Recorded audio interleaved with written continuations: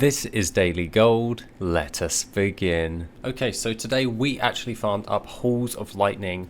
As a part to Gundrak yesterday, I actually decided, well, Halls of Lightning is pretty dang close to where I was, and it's known to be good for transmog, so I decided to go over there and farm it up. Halls of Lightning, I did find out that it does take around about 50 minutes without a speed set. In order to do so, it does take a lot longer than conventional instance farming. However, I am very happy with the results. You can see the run on the screen right now and it's been playing. However, let's just jump into towards the results. Jumping into the results, we can actually see that if I move Worth It up here, we can go into My Farms and we can find that Halls of Lightning netted us around about 30 odd thousand gold. Now this isn't as good as Razorfang Crawl or Hellfire Ramparts, but it's a damn sight better than the Scarlet Monastery of old, the Strathholme main entrance, Blackrock Depths and Shadowfang Keep. So this is still on a higher end for 30,000 gold. Not as good as Sunwell, but we got lucky with that one.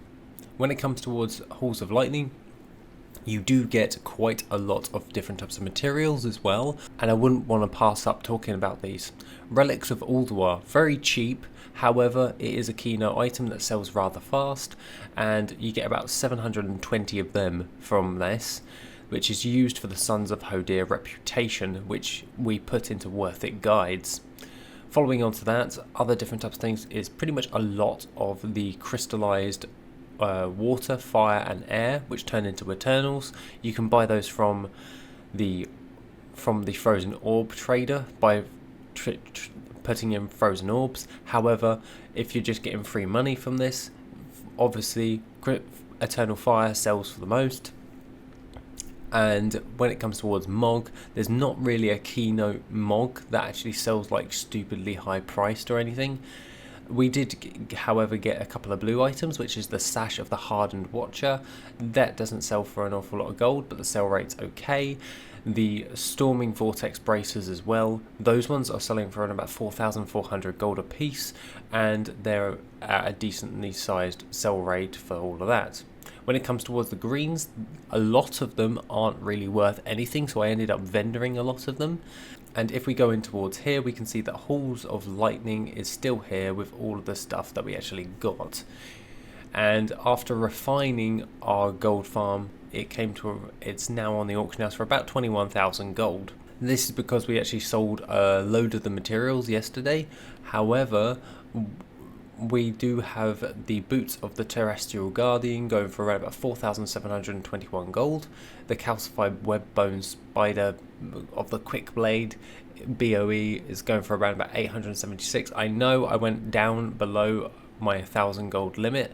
However, I wanted to place that on the auction house. It's the same with the Cape. I know the Cape is going to sell because it's at a 0.01 instead of things like 0.007 for the Terrestrial Guardian ones.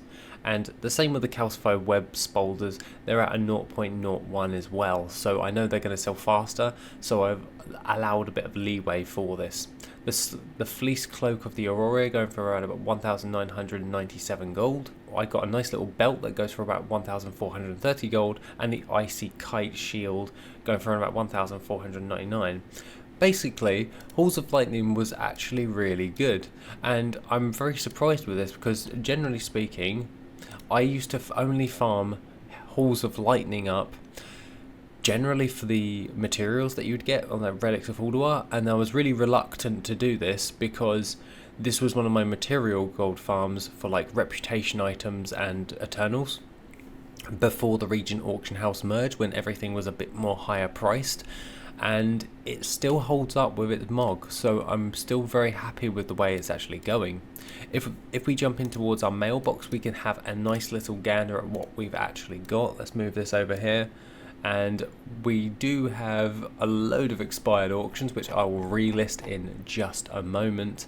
All in all for today, it's about 1,023 gold. We just sold a load of materials, and overall that is that.